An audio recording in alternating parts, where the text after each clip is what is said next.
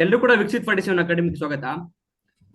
ವಿದ್ಯಾರ್ಥಿಗಳೇ, ನಾವು ಇವತ್ತು ಈ ಪಾಡ್ಕಾಸ್ಟ್ ನಲ್ಲಿ ವೆಟರ್ನರಿ ರಿಲೇಟೆಡ್ ನಿಮಗೆ ಕಂಪ್ಲೀಟ್ ಆಗಿರ್ತಕ್ಕಂಥ ಫಸ್ಟ್ ಹ್ಯಾಂಡ್ ಇನ್ಫಾರ್ಮೇಶನ್ ಕೊಡಬೇಕು ಅಂತ ಒಬ್ರು ವೆಟರ್ನರಿ ಸ್ಟೂಡೆಂಟ್ ನಮ್ಮ ಜೊತೆ ಇದ್ದಾರೆ. ನಿಮಗೆ ವೆಟರ್ನರಿ ರಿಲೇಟೆಡ್ ಕೌನ್ಸಿಲಿಂಗ್ ಆಗ್ಬೋದು, ಮತ್ತೆ ಯಾವ ರೀತಿ ಆಗಿರ್ತಕ್ಕಂಥ ರ್ಯಾಂಕ್ ಗಳು ತೆಗೆದುಕೊಳ್ಬೇಕು ನೀವು, ಮತ್ತೆ ಪ್ರಾಕ್ಟಿಕಲ್ ಎಕ್ಸಾಮ್ ನಲ್ಲಿ ಯಾವ ರೀತಿ ರ್ಯಾಂಕ್ ಇರಬೇಕು, ಮತ್ತೆ ಯಾವ ಸಬ್ಜೆಕ್ಟ್ ಗಳನ್ನ ಕನ್ಸಿಡರ್ ಮಾಡ್ತಾರೆ, ಮತ್ತೆ ಜಾಬ್ ಆಪರ್ಚುನಿಟೀಸ್ ಏನೇನು ಇರುತ್ತೆ ವೆಟರ್ನರಿನಲ್ಲಿ, ಮತ್ತೆ ಕೋರ್ಸ್ ಸ್ಟ್ರಕ್ಚರ್ ಯಾವ ರೀತಿ ಇರುತ್ತೆ, ನಿಮ್ಗೆ ಅದ್ರ ಬಗ್ಗೆ ಕಂಪ್ಲೀಟ್ ಆಗಿರ್ತಕ್ಕಂಥ ಇನ್ಫಾರ್ಮೇಶನ್ ಅನ್ನ ಕೊಡ್ತಾ ಹೋಗ್ತಾರೆ. ಇವತ್ತು ನಮ್ಮ ಜೊತೆಗಿದ್ದಾರೆ ದರ್ಶನ್ ಅಂತ. ದರ್ಶನ್ ಅವರು ಪ್ರಸ್ತುತವಾಗಿ ಬೆಂಗಳೂರು ವೆಟರ್ನರಿ ಕಾಲೇಜಲ್ಲಿ fourth year veterinary student. Darshan, welcome bro. ಧನ್ಯವಾದಗಳು. ಅರೆ ಬ್ರೋ, ನಮ್ಮ ಇನ್ವಿಟೇಷನ್ ಅಕ್ಸೆಪ್ಟ್ ಮಾಡಿ ನಮಗೆ ಟೈಮ್ ಕೊಟ್ಟಿರೋದಕ್ಕೆ ಥ್ಯಾಂಕ್ ಯು. ನನಗೆ ಆಪರ್ಚುನಿಟಿ ಕೊಟ್ಟಿದ್ದಕ್ಕೂ ಕೂಡ ಥ್ಯಾಂಕ್ ಯು.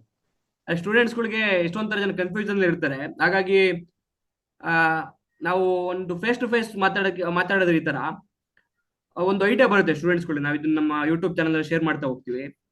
ಹಾಗಾಗಿ ಎಲ್ಲಾ ಇನ್ಫಾರ್ಮೇಶನ್ ಕೂಡ ಸಂಪೂರ್ಣವಾದ ಇನ್ಫಾರ್ಮೇಶನ್ ಕೊಡಿ ಬ್ರೋ. ಖಂಡಿತ ಕೊಡಿ, ಶುರು ಮಾಡಿ. ಮೊದಲನೇದಾಗಿ ನಿಮ್ ಇಂಟ್ರೊಡಕ್ಷನ್ ಮಾಡ್ಕೊಂಬಿಡಿ ಬ್ರೋ. ಎಲ್ಲರಿಗೂ ನಮಸ್ಕಾರ. ನನ್ನ ಹೆಸರು ದರ್ಶನ್ ಎನ್ ಅಂತ. ನಾನು ಪಶು ವೈದ್ಯಕೀಯ ಮಹಾವಿದ್ಯಾಲಯದ ಹೆಬ್ಬಾಳ ಕಾಲೇಜಿನಲ್ಲಿ fourth year BVSC and AH program ಓದ್ತಾ ಇದ್ದೀನಿ. ಬ್ರೋ, ವೆಟರ್ನರಿ ನೀವು KCET ಮುಖಾಂತರ ಹೋದ್ರಲ್ಲ, ರ್ಯಾಂಕ್ ಎಷ್ಟಿತ್ತು ಬ್ರೋ ನಿಮ್ದು? ನಂದು KCET ರ್ಯಾಂಕಿಂಗ್ ಬಂದ್ಬಿಟ್ಟು 1309 ಇತ್ತು. ನನಗೆ ಈ ಸೀಟ್ ಸಿಕ್ಕಿದ್ ಕೂಡ KCET ಇಂದ. KCET ನಲ್ಲಿ ಈಗ ಒಂದು ಓವರ್ ಆಲ್ ಆಗಿ ರ್ಯಾಂಕ್ ಇಷ್ಟ ಇರ್ಬೇಕು ಅಂತ ಒಂದು ಎಸ್ಟಿಮೇಟ್ ಹೇಳ್ಬೋದಾ? ಯೂಶುವಲಿ ಏನಾಗುತ್ತೆ ಅಂದ್ರೆ ನೀಟ್ ಎಕ್ಸಾಮ್ ಬರ್ದಿರ್ತಾರೆ, ಜೊತೆಗೆ ಅವ್ರು CT ಎಕ್ಸಾಮು ಬರ್ದಿರ್ತಾರೆ. ಒಂದೊಂದ್ಸಲ ಏನಾಗುತ್ತೆ, ನೀಟ್ ಕೌನ್ಸಿಲಿಂಗ್ ಸ್ವಲ್ಪ ಡಿಲೇ ಆಗುತ್ತೆ, CT ಕೌನ್ಸಿಲಿಂಗ್ ಮುಂಚೆ ಶುರು ಆಗುತ್ತೆ. ಅವಾಗ ಏನಾಗುತ್ತೆ, ಫಸ್ಟ್ ರೌಂಡ್ ಆಗಿರ್ಬೋದು ಅಥವಾ ಸೆಕೆಂಡ್ ರೌಂಡ್ ಅಲ್ಲಿ ನಿಮ್ಗೆ CET ಯ ಕಟ್ ಆಫ್ 2 ಡಿಜಿಟ್ ಅಲ್ಲಿ ಕಾಣಿಸಕ್ ಸ್ಟಾರ್ಟ್ ಆಗುತ್ತೆ, 39, 70, 80 ಆತರ. ಯಾಕಂದ್ರೆ ಮೆಡಿಕಲ್ ಸ್ಟೂಡೆಂಟ್ಸ್ ಜಸ್ಟ್ ಸೀಟ್ ನ ಬ್ಲಾಕ್ ಮಾಡಿ ಇಟ್ಕೊಂಡಿರ್ತಾರೆ. ನಿಮಗೆ ಕರೆಕ್ಟ್ ಆಗಿರೋ ಅನಾಲಿಸಿಸ್ ಬೇಕು ಅಂದ್ರೆ ಸೆಕೆಂಡ್ ಎಕ್ಸ್ಟೆಂಡೆಡ್ ರೌಂಡ್ ಅಲ್ಲಿರೋ ಕಟ್ ಆಫ್ ನ ನೀವು ನೋಡ್ಬೇಕಾಗುತ್ತೆ. ಅಲ್ಲಿ ನಿಮಗೆ ಬೆಂಗಳೂರು ವೆಟನರಿ ಕಾಲೇಜೇ ಬೇಕು ಅಂದ್ರೆ ಸೇಫ್ ರ್ಯಾಂಕ್ ಅನ್ನೋ ಪ್ರಕಾರ 1300, 1500 ಅಥವಾ ವಿದಿನ್ 1000 ರೇಂಜ್ ಅಲ್ಲಿ ಇದ್ರೆ it is safe to get Bengaluru veterinary college. ಅದೇ ತರ ನಿಮ್ಗೆ ಬೀದರ್ ಕಾಲೇಜ್, ಗದಗ್, ಹಾಸನ್, ಶಿವಮೊಗ್ಗ ಕಾಲೇಜಸ್ ಬೇಕು ಅಂದ್ರೆ ರ್ಯಾಂಕು 2000, 3000 ಅಲ್ಲಿ ಇದ್ರೆ it is a safe rank to get veterinary college. ನೀವ್ ಹೇಳ್ತಾ ಇರೋದು ಏನಂದ್ರೆ, ನೀವು ಫಸ್ಟ್ ರೌಂಡ್ ಅಲ್ಲಿ ನಂಗೆ ವೆಟರ್ನರಿ ಸಿಕ್ಕಿಲ್ಲ ಅಂತ ನೀವು ಕೌನ್ಸಿಲಿಂಗ್ ಅಲ್ಲಿ ಕ್ವಿಟ್ ಆಗೋದ ಅವಶ್ಯಕತೆ ಇಲ್ಲ. ಸೆಕೆಂಡ್ ಎಕ್ಸ್ಟೆಂಡೆಡ್ ರೌಂಡ್ ತನಕ ಕೂಡ ಹೌದು, ವೇಟ್ ಮಾಡಿದ್ರೆ ನಿಮಗೆ ಸಿಗ್ತಕ್ಕಂತ ಪ್ರಾಬಬಿಲಿಟಿ ಜಾಸ್ತಿ ಇರುತ್ತೆ ಅಂತ ಹೇಳ್ತಾ ಇದ್ದೀರಾ. ಹೌದು. ನನ್ನೇ ನೀವು ಉದಾಹರಣೆ ಆಗಿ ತಗೋಬಹುದು. ನನ್ಗೆ ವೆಟನರಿ ಕಾಲೇಜ್ ಹೆಬ್ಬಾಳ್ ಸಿಕ್ಕಿದ್ದು ಫೋರ್ತ್ ರೌಂಡ್ ಅಲ್ಲಿ. ಹಾ, ಸೆಕೆಂಡ್ ರೌಂಡ್ ಮತ್ತೆ ಥರ್ಡ್ ರೌಂಡ್ ತನಕನು ವೆಟನರಿ ಕಾಲೇಜ್ ಹೆಬ್ಬಾಳ್ ನ ಕಟ್ ಆಫ್ ಡಬಲ್ ಡಿಜಿಟ್ ಅಲ್ಲೇ ಇತ್ತು. ಹಾ. ಫೋರ್ತ್ ರೌಂಡ್ ಅಲ್ಲಿ ಎಷ್ಟೋ ಸ್ಟೂಡೆಂಟ್ಸ್ ಮೆಡಿಕಲ್ ಸೀಟ್ ನ ಬ್ಲಾಕ್ ಮಾಡಿ ಬಿಟ್ಟು ಹೋದ್ರಿಂದ ಇನ್ನೊಂದು ಕೌನ್ಸಿಲಿಂಗ್ ಮಾಡಿದ್ರು, ಓಪನ್ ನಿಮಗೆ ಕೌನ್ಸಿಲಿಂಗ್. ಫಸ್ಟ್ ರೌಂಡ್ ಅದ್ರಲ್ಲಿ ಮತ್ತೆ ಎಷ್ಟೊಂದ್ ಸೆಕೆಂಡ್ ಜನಕ್ಕೆ ರೌಂಡ್ ಅಲ್ಲಿ ಬೇರೆ ಕಾಲೇಜ್ ಸಿಕ್ಕಿತ್ತು, ನೀವು ಅದನ್ನ ಹೋಲ್ಡ್ ಹೌದು, ಮಾಡಿಸ್ಬಿಟ್ಟು ನೀವು ವೆಯ್ಟ್ ಮಾಡ್ತಾ ಇದ್ರಿ, ಕರೆಕ್ಟ್ ತಾನೆ? ಹಲೋ ಹಲೋ ಹೌದು. Darshan, am audible?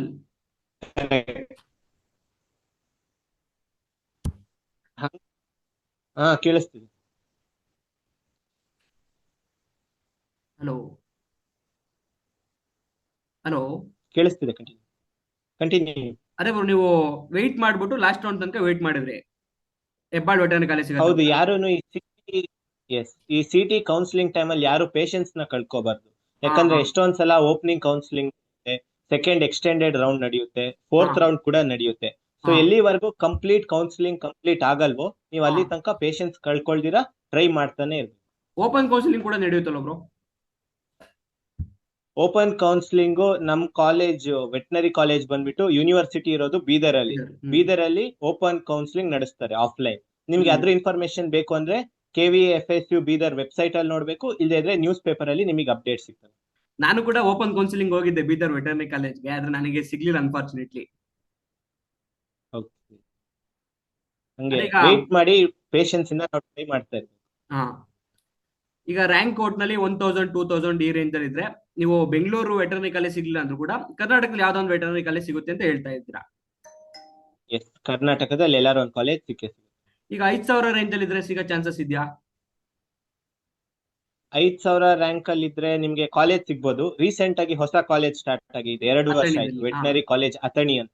ಹಾ ಆ ಕಾಲೇಜ್ ಸಿಗೋ ಚಾನ್ಸಸ್ ಇರುತ್ತೆ. ಆ ಕಾಲೇಜ್ ಕೂಡ ನಿಮ್ಗೆ ಯಾವಾಗ ಸೆಕೆಂಡ್ ಎಕ್ಸ್ಟೆಂಡೆಡ್ ರೌಂಡ್ ಅಥವಾ ಓಪನ್ ಕೌನ್ಸಿಲಿಂಗ್ ಅಲ್ಲಿ ಸಿಗೋ ಚಾನ್ಸಸ್ ಇರುತ್ತೆ. ಹಾ ಈಗ ಅಗ್ರಿಕಲ್ಚರ್ ಕೋಟಾ ಏನಾದ್ರು ಇದ್ರೆ ಸ್ಟೂಡೆಂಟ್ಸ್ ಕಡೆದು ಅವ್ರಿಗೆ ಎಷ್ಟು ರ್ಯಾಂಕ್ ವರ್ಗೂ Okay. ಇದ್ರೆ ಅವ್ರಿಗೊಂದು ಸೇಫ್ ರ್ಯಾಂಕ್ ಅಂತ ಹೇಳ್ಬೋದು? ಯೂಶುವಲಿ ಫಾರ್ಮ್ ಸೈನ್ಸ್ ಕೋರ್ಸಸ್ ಏನಾಗುತ್ತೆ, they particularly give more encouragement to farmers and their son. ಹಂಗಾಗಿ ಅವ್ರಿಗೆ ಜಾಸ್ತಿ ರಿಸರ್ವೇಶನ್ ಇರುತ್ತೆ, ಜಾಸ್ತಿ ಆಪರ್ಚುನಿಟಿ ಇರುತ್ತೆ. ಹಾ ನಿಮಗೆ ಈ ಅಗ್ರಿ ಪ್ರಾಕ್ಟಿಕಲ್ ಎಕ್ಸಾಮ್ ಬರುತ್ತೆ, ಅವ್ರಿಗೆ ಹ್ಮ್ ಹೈಯೆಸ್ಟ್ ರಿಸರ್ವೇಶನ್ ಇರುತ್ತೆ ಬೇಸ್ಡ್ ಹಾ on the number of seat. ಹಾ ಅವ್ರಿಗೆ ಯೂಶುವಲಿ ರ್ಯಾಂಕ್ 50, ಪ್ರಾಕ್ಟಿಕಲ್ ರ್ಯಾಂಕ್ 50, 75 ಇದ್ರೆ ಇಟ್ ಈಸ್ ವೆರಿ ಗುಡ್. ಹಾ ನಿಮ್ಗೆ ಸೇಫ್ ರ್ಯಾಂಕ್ ಅಂದ್ರೆ ಆ ಕಡೆನೂ ಬೇಡ ಈ ಕಡೆನೂ ಬೇಡ, ಆತರ ಸೇಫ್ ರ್ಯಾಂಕ್ ಬೇಕು ಅಂದ್ರೆ ಆ rank in 100 range is always good. 100 range, 100 ಒಳಗಡೆ 50 ಒಳಗಡೆ ಇದ್ರೆ they will definitely get as veterinary seat ಅಲ್ವಾ ಬ್ರೋ? ಎಸ್ ಡೆಫಿನೆಟ್ಲಿ ಸಿಗುತ್ತೆ. ಈಗ ಅಗ್ರಿಕಲ್ಚರ್ ಪ್ರಾಕ್ಟಿಕಲ್ ಕೋಟಾ ಇದ್ರೆ ಈಗ ರ್ಯಾಂಕ್ ಹ್ಮ್ ಈಗ 1,000 2,000 ಏನ್ ಜನರಲ್ ರ್ಯಾಂಕ್ ಅಂತ ಹೇಳಿದ್ರಲ್ಲ, ಅದಕ್ಕಿಂತ ಸ್ವಲ್ಪ ಜಾಸ್ತಿ ಇದ್ರು ಕೂಡ 4,000 ಆಗ್ಬೋದು, 3,000 5,000 ಈ ರೇಂಜ್ ಅಲ್ಲಿ ಇದ್ರು ಹ್ಮ್ ಎಲ್ಲೋ ಒಂದ್ ಕಡೆ ಸಿಗೋ ಚಾನ್ಸಸ್ ಅಂತೂ ಇರುತ್ತೆ. ಸಿಗೋ ಚಾನ್ಸಸ್ ಇರುತ್ತೆ. ಅವ್ರು ಹಾಗಾಗಿ ವೆಯ್ಟ್ ಮಾಡ್ಬೇಕು ಅಗ್ರಿಕಲ್ಚರ್ ಪ್ರಾಕ್ಟಿಕಲ್ ಓಪನ್ ಕೋಟಾ ಇದ್ರೆ ಕೌನ್ಸಿಲಿಂಗ್ ಅಥವಾ ಸೆಕೆಂಡ್ ಹಾ extended round. Yes agriculture practical quota ಇದ್ರೆ ಅವ್ರಿಗೊಂದು ಆಡೆಡ್ ಅಡ್ವಾಂಟೇಜ್ ತರ. ಎಸ್ ಅವ್ರ ಯಾಕಂದ್ರೆ ಚಾನ್ಸಸ್ ಆಫ್ 50% ಗೆಟ್ಟಿಂಗ್ ಆ ಸೀಟ್ಗಳು ಪ್ರಾಬಬಿಲಿಟಿ ಏನಿರುತ್ತೆ ಇಟ್ ಇನ್ಕ್ರೀಸಸ್ ಬೈ 10. ಹಾ 50% ಸೀಟ್ಗಳು ಇದಕ್ಕೆ ರಿಸರ್ವ್ ಇರೋದ್ರಿಂದ ಹೌದು. ಸೀಟ್ಗಳು ಸಿಗ್ತಕ್ಕಂಥ ಪ್ರಾಬಬಿಲಿಟಿನೂ ಕೂಡ ಜಾಸ್ತಿ ಇರುತ್ತೆ ಅಗ್ರಿಕಲ್ಚರ್ ಕೋಟಾ ಮುಖಾಂತರ. ಚಾನ್ಸ್ ಜಾಸ್ತಿ ಇರುತ್ತೆ, ಹಾ ಸ್ವಲ್ಪ ಕಾಂಪಿಟೇಷನ್ ಕಡಿಮೆ ಇರುತ್ತೆ. ಹಾ ಸ್ವಲ್ಪ ಎಫರ್ಟ್ ಹಾಕಿದ್ರೆ ಅವ್ರಿಗೆ ಈಸಿಯಾಗಿ ಸೀಟ್ ಸಿಗುತ್ತೆ. ಈಗ ಒಂದು ಓವರ್ ಆಲ್ ನಿಮ್ಗೊಂದು ಐಡಿಯಾ ಇದೆ ಬ್ರೋ, ಎಷ್ಟು ಜನ ಸ್ಟೂಡೆಂಟ್ಸ್ಗಳು ಇಂಟೇಕ್ ಇದೆ ಪ್ರತಿ ವರ್ಷ ವೆಟರ್ನರಿಗೆ ಅಂತ? ಹಾ, ನಮ್ ವೆಟನರಿ ಕಾಲೇಜ್ ಬೆಂಗಳೂರು ಮತ್ತೆ ಬೀದರಲ್ಲಿ ಇವಾಗ ಇಂಟೆಕ್ 100 ಮಾಡಿದ್ದಾರೆ. ದಟ್ ಈಸ್ ಹಾ A new VCI rule, veterinary counselling of India ಅವ್ರ ರೂಲ್ ಪ್ರಕಾರ 100 ಹಾ ಸ್ಟೂಡೆಂಟ್ಸ್ ಇಂಟೇಕ್ ಇದೆ. ಆ, ಗದಗ್, ಶಿವಮೊಗ್ಗ, ಹಾಸನಲ್ಲೆಲ್ಲ ಇಂಟೇಕ್ ನಮ್ ಬ್ಯಾಚ್ 60 70 ಆತರ ಇದೆ. ಹಾ ಈಗ ರೀಸೆಂಟ್ ಆಗಿ ಸ್ಟಾರ್ಟ್ ಆಗಿರೋ ಅಥಣಿ ಕಾಲೇಜಲ್ಲಿ ಇಂಟೇಕ್ 40 ರೇಂಜ್ ಅಲ್ಲಿ 40. ಟೋಟಲ್ ಎಷ್ಟು ವೆಟರ್ನರಿ ಕಾಲೇಜ್ ಇದಾವೆ ಬ್ರೋ ಕರ್ನಾಟಕದಲ್ಲಿ? ಇದೆ. ಟೋಟಲ್ ಆಗಿ ನಮ್ ಯೂನಿವರ್ಸಿಟಿ ಬಂದ್ಬಿಟ್ಟು ಬೀದರ್, ಹಾ ಆಮೇಲೆ ವೆಟನರಿ ಕಾಲೇಜ್ ಬೆಂಗಳೂರು, ಹಾ ವೆಟನರಿ ಕಾಲೇಜ್ ಶಿವಮೊಗ್ಗ, ಹಾ ವೆಟನರಿ ಕಾಲೇಜ್ ಹಾಸನ್, ಹಾ ವೆಟನರಿ ಕಾಲೇಜ್ ಗದಗ್, ಹಾ ವೆಟನರಿ ಕಾಲೇಜ್ ಅಥಣಿ. ಈಗ ಅಥಣಿ. ರೀಸೆಂಟ್ ಆಗಿ ಇನ್ನೊಂದು ವೆಟನರಿ ಕಾಲೇಜ್ ಓಪನ್ ಆಗಿದೆ, veterinary college Puttur. It is still in its early stage. ಯಾವುದು? Veterinary college Puttur, Puttur. ಹಾ ಮಂಗಳೂರು. ಈಗ ಓವರ್ ಆಲ್ ಒಂದು 500 ಸೀಟು ಇರ್ಬೋದಲ್ವಾ ಪ್ರತಿ ವರ್ಷ ಇಂಟೇಕ್? 350 ಅಂತ ಅಗ್ರಿಗೇಟ್ ತಗೋಬಹುದು, 350 350 to 400. 400. ಎಸ್ ಈಗ 400 ಸೀಟ್ಸ್ಗಳಿಗೆ ನಾವು ಒಂದು ಡೇಟಾ ಪ್ರಕಾರ ಪ್ರತಿ ವರ್ಷ ಏನಿಲ್ಲ ಕೂಡ 3 ಲಕ್ಷ ಜನ ಸ್ಟೂಡೆಂಟ್ಸ್ಗಳು KCT ಎಕ್ಸಾಮ್ ಬರೀತಾರೆ. ಹೌದು. ಈಗ ಅವರೆಲ್ಲರೂ ಕೂಡ ವೆಟರ್ನರಿಗೆ ಕಾಂಪೀಟ್ ಮಾಡ್ತಾರೆ ಅಂತ ಹೇಳಕ್ ಆಗೋದಿಲ್ಲ. ಅದು ಕೂಡ ರೇಷಿಯೋ ನೋಡ್ಕೊಂಡ್ರೆ ಹೌದು, ಅದು 3 ಲ್ಯಾಕ್ ಇಷ್ಟು 350 ಅಂದ್ರೆ ಕಾಂಪಿಟೇಷನ್ ತುಂಬಾ ಜಾಸ್ತಿ ಇರುತ್ತೆ ಬ್ರೋ ವೆಟರ್ನರಿ ಸೀಟ್ ತೆಗೆದುಕೊಳ್ಳೋದು. ಕಾಂಪಿಟೇಷನ್ ಅಂತೂ ಇದ್ದೇ ಇದೆ. ಹಾ any doctor degree program, be it medical ಹಾ ಅಥವಾ ವೆಟನರಿ ಆಗಿರ್ಬೋದು, ಯಾವುದೇ ಡಾಕ್ಟರ್ ಡಿಗ್ರಿ ಪ್ರೋಗ್ರಾಮ್ಗೂ ಕಾಂಪಿಟೇಷನ್ ಯಾವತ್ತೂ ಇದ್ದೇ ಇರುತ್ತೆ. ಹಾ we always need to play with the safe zone. ಎಲ್ಲಿ ಹಾ ನಮ್ಗೆ ಯಾವ ಕ್ಯಾಟಗರಿಲಿ ಚಾನ್ಸ್ ಜಾಸ್ತಿ ಇರುತ್ತೆ, ಯಾವ ಹ್ಮ್ ಕಾಲೇಜ್ ಅಲ್ಲಿ ಚಾನ್ಸ್ ಜಾಸ್ತಿ ಇರುತ್ತೆ, ಹಾ ಯಾವ ಎಕ್ಸಾಮ್ ಅಥವಾ ಯಾವ ಯೂನಿಟ್ ಜಾಸ್ತಿ ಓದಿದ್ರೆ ಚಾನ್ಸ್ ಇರುತ್ತೆ, ನಾವು ಹಾ ಅದ್ರ ಮೇಲೆ ಫೋಕಸ್ ಮಾಡಿದ್ರೆ we can avoid majority of the competition. Okay, ಇದೆಲ್ಲ ಅರ್ಥ ಆಯ್ತು. ಈಗ ವೆಟರ್ನರಿಗೆ ಕೌನ್ಸಿಲಿಂಗ್ ನಡೆಯುತ್ತೆ, CET ಎಕ್ಸಾಮ್ ಬರಿತೀವಿ, ಅಡ್ಮಿಷನ್ ತೆಗೆದುಕೊಳ್ತೀವಿ. ತದನಂತರ ಏನೇಂದ್ರ ಬಗ್ಗೆ ಓದ್ತೀವಿ ಬ್ರೋ ನಾವು ವೆಟರ್ನರಿನಲ್ಲಿ? ಈಗ ಯಾವ್ಯಾವ ಸಬ್ಜೆಕ್ಟ್ಗಳಿರ್ತವೆ ಅದ್ರ ಬಗ್ಗೆ ವೆಟನರಿನ ಹೇಳ್ಬೋದು? ನಾವು ಹ್ಮ್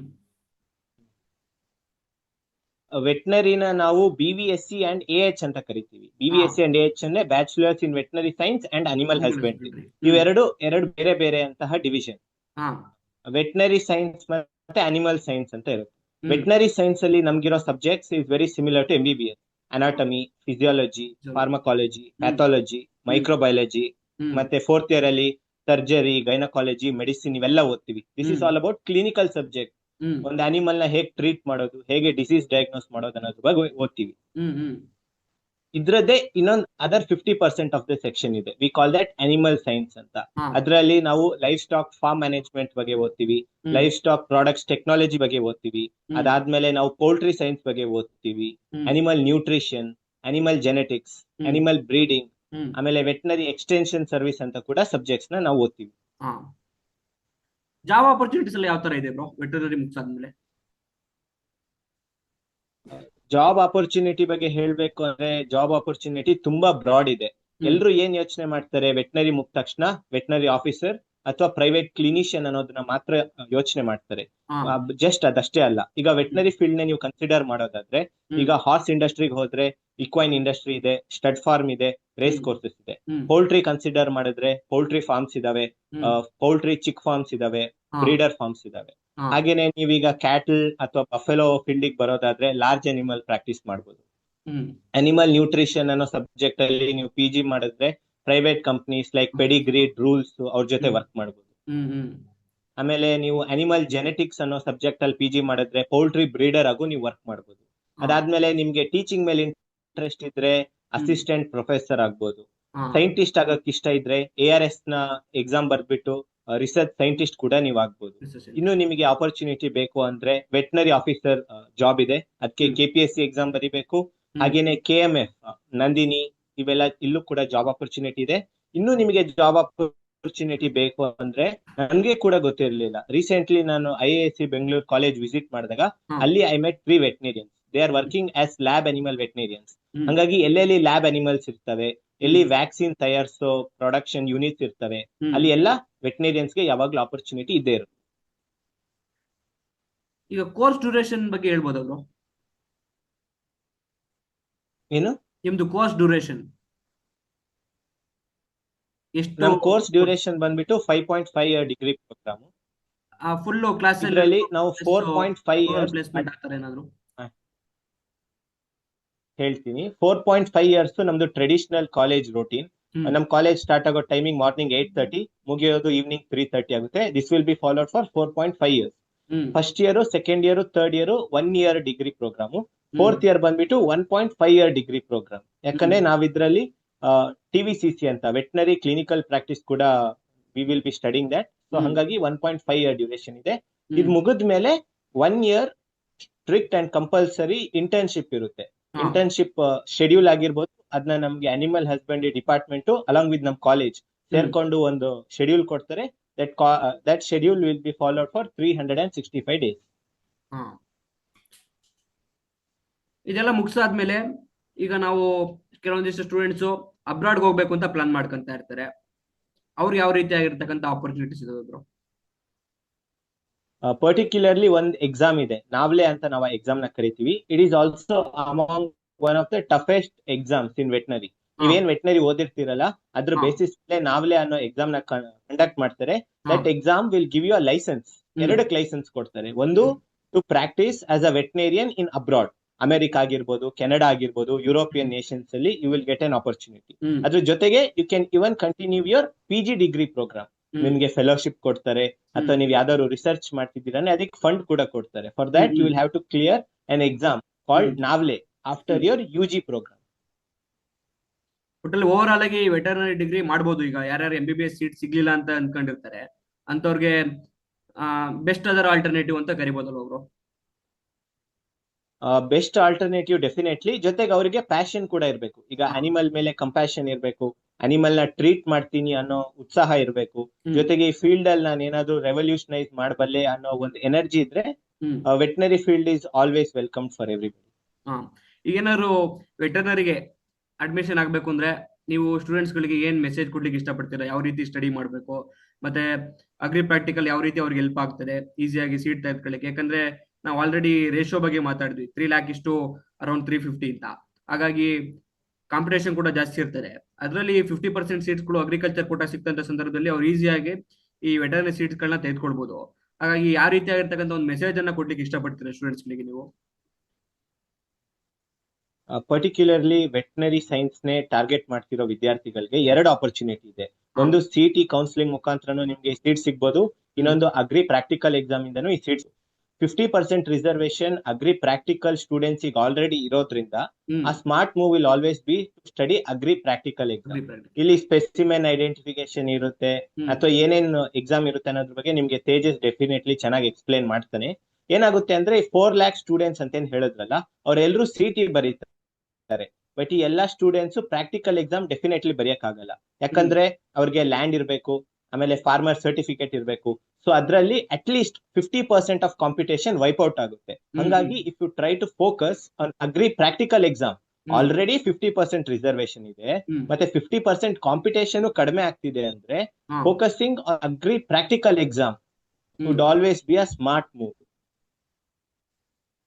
ಓಕೆ ಬ್ರೋ, ಮತ್ತೆ ಬೇರೆ ಏನಾದ್ರು ಮೆಸೇಜ್ ಕೊಡ್ಲಿಕ್ಕೆ ಮತ್ತೆ ಯಾವ ರೀತಿಯಾಗಿ ಓದ್ಬೇಕು ಅಂತ ಟಿಪ್ಸ್ ಕೊಡ್ಲಿಕ್ಕೆ ಇಷ್ಟಪಡ್ತೀರಾ ಸ್ಟೂಡೆಂಟ್ಸ್ ಗಳಿಗೆ KCET ನಲ್ಲಿ? ಟಿಪ್ಸ್ ಡೆಫಿನೆಟ್ಲಿ ಏನ್ ಹೇಳಕ್ ಇಷ್ಟಪಡ್ತೀನಿ ಅಂದ್ರೆ ಕಾಂಪಿಟೇಷನ್ ಯಾವತ್ತೂ ಇದ್ದೇ ಇರುತ್ತೆ. ಹ್ಮ್ ಕಾಂಪಿಟೇಷನ್ ಬಗ್ಗೆ ನೀವು ತಲೆ ಕೆಡ್ಸ್ಕೋಬೇಡಿ, just focus on yourself. It is always you versus you. ನೀವು ಇವತ್ತು ಎಷ್ಟು ಓದಿದ್ರೋ ನಾಳೆ ಅದಕ್ಕಿಂತ ಜಾಸ್ತಿ ಓದಕ್ ಪ್ರಯತ್ನ ಪಡಿ. ಪ್ರೀವಿಯಸ್ ಎಕ್ಸಾಮ್ ಮಾಕ್ ಟೆಸ್ಟ್ ಅಲ್ಲಿ ಎಷ್ಟು ತೆಗೆದಿದ್ರೋ ಅದಕ್ಕಿಂತ ಜಾಸ್ತಿ ತಗೊಳಕ್ ಪ್ರಯತ್ನ ಮಾಡಿ. ಅವಾಗ್ಲೇ ಒಂದು ಕಾಂಪಿಟೇಟಿವ್ ಎಕ್ಸಾಮ್ ಜರ್ನಿಯಲ್ಲಿ ಯು ವಿಲ್ ಬಿ ಬೆಟರ್. ಇನ್ನೊಂದು ಮೋಸ್ಟ್ ಇಂಪಾರ್ಟೆಂಟ್ ಏನು ಅಂದ್ರೆ ಪೇಷನ್ಸ್ ಕಳ್ಕೊಬೇಡಿ. ನಿಮ್ಗೆ ವೆಟನರಿ ಫಸ್ಟ್ ರೌಂಡ್ ಅಲ್ಲಿ ಸಿಕ್ಕಿಲ್ಲ, ಸೆಕೆಂಡ್ ರೌಂಡ್ ಅಲ್ಲಿ ಸಿಕ್ಕಿಲ್ಲ ಅಂದ್ರೆ don't lose hope and don't lose patience. Wait ಮಾಡಿ until and unless the complete counselling procedure is over. Wait ಮಾಡಿ, ಸೀಟ್ಗೋಸ್ಕರ ನಿಮ್ ಪ್ರಯತ್ನ ಪಡಿ, ಅಷ್ಟೇ ಹೇಳಕ್ ಇಷ್ಟಪಡ್ತೀನಿ. Okay, thank you bro. ಮತ್ತೆ ಎಂಡ್ ಮಾಡೋಣ bro. Thank you. Thank you for joining with us. Okay, okay Darshan, thank you. thank you. Thank you.